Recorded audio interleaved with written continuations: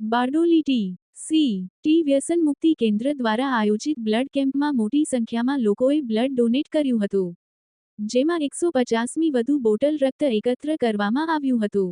બારડોલીના Dhamdod road સ્થિત T વ્યસન મુક્તિ કેન્દ્ર નામની સંસ્થા અનેક સેવાકીય કાર્યમાં હરહંમેશ અગ્રેસર રહેતી હોય છે અને દર વર્ષે બ્લડ કેમ્પનું આયોજન કરવામાં આવે છે. ત્યારે આ વર્ષે સંસ્થાના 10 વર્ષ પૂર્ણ થતા સંસ્થાના સંચાલક ગૌરાંગસિંહ વાંસિયા દ્વારા મેગા બ્લડ ડોનેશન કેમ્પનું આયોજન બાલાજી પ્લાઝો કોમ્પ્લેક્સ ખાતે કરવામાં આવ્યું હતું, જેમાં 10 વર્ષ પૂર્ણ થતા મેગા બ્લડ કેમ્પનું આયોજન કરવામાં આવ્યું હતું. આ કેમ્પમાં લોકો સ્વયંભૂ પોતાની નૈતિક જવાબદારી સમજી જોડાયા હતા અને 150મી વધુ રક્ત યુનિટ એકત્ર કરવામાં આવ્યું હતું, જે બારડોલીની સરદાર સ્મારક હોસ્પિટલને આપવામાં આવ્યું હતું. આ કાર્યક્રમને સફળ બનાવવા બદલ સંસ્થાના સંચાલક ગૌરાંગસિંહ વાંસિયાએ સ્ટાફ તેમજ બ્લડ ડોનેટ કરનાર તમામનો આભાર વ્યક્ત કર્યો હતો.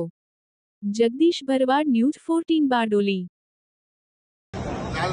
તારીખ 15/7/2025 રોજ પીસીટી વ્યસન મુક્તિ કેન્દ્ર પોતાના કાર્યકાળના સફળતાપૂર્વક 10 વર્ષ પૂરા કરવા જઈ રહી છે, જેના અંતર્ગતમાં આજે તારીખ 13/7/2025 રોજ અમે એક મહારક્તદાન શિબિરનું આયોજન શ્રી સરદાર સ્મારક હોસ્પિટલના સહયોગથી કરવામાં આવ્યું હતું, જેમાં મોટી સંખ્યામાં ટીસીટી સંસ્થાના મેમ્બરો તથા બારડોલી ટાઉનના અને આજુબાજુ ગામોના લોકો અમારી સાથે આ રક્તદાન શિબિરમાં આયોજનમાં અમારી સાથે સહયોગમાં જોડાયા હતા, જે બદલ હું ટીસીટી સંસ્થાના સંચાલક તરીકે સર્વેનો ખૂબ ખૂબ આભાર વ્યક્ત કરું છું.